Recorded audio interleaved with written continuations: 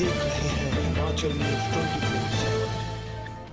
अग्निवीर सेना भर्ती योजना लागू होने से लाखों युवाओं को परीक्षा उत्तीर्ण करने के बाद भी हताशा ही मिली है। ये बात हिमाचल प्रदेश कांग्रेस कमेटी के प्रदेश प्रवक्ता देवेंद्र बुशहरी, युवा कांग्रेस के प्रदेश अध्यक्ष निगम भंडारी व पूर्व सैनिक विभाग की संयुक्त पत्रकार वार्ता के दौरान कही।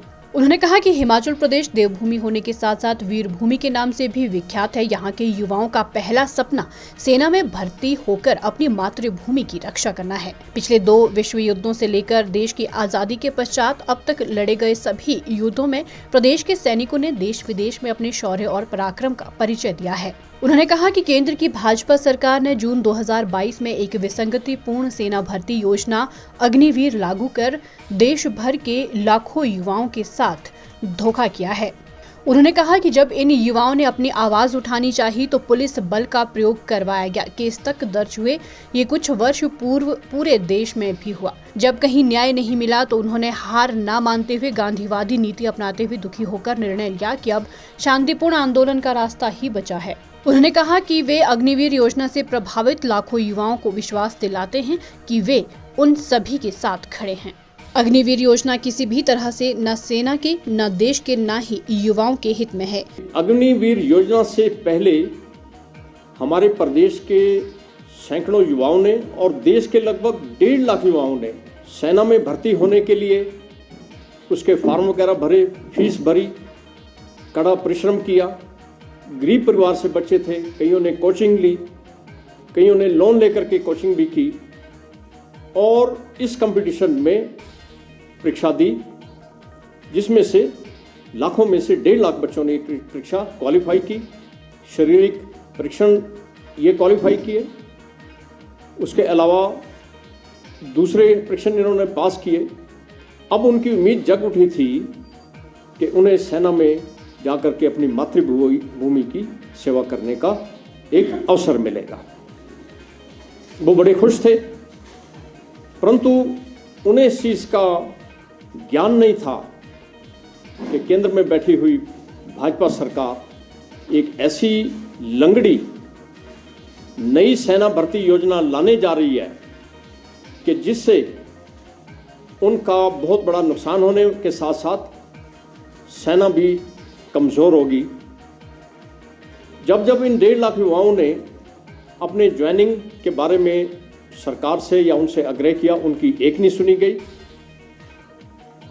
और अंत में 16 जून 2022 को केंद्र की भाजपा सरकार ने आनन फानन में अग्निवीर नवीन भर्ती योजना लागू कर दी और पुरानी भर्ती योजना के तहत जो ये 1.5 लाख युवा अपनी परीक्षा उत्तीर्ण कर चुके थे, इनको दरकिनार कर दिया, उनके सपनों को तोड़ दिया।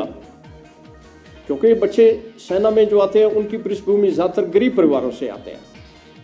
जब उन्होंने आवाज़ उठाई, अपने हक के लिए न्याय मांगा, तो आप सभी जानते हैं, सबने टीवी पर देखा है, हर मीडिया प्लेटफॉर्म पर देखा है कि उन बच्चों के साथ क्या हुआ।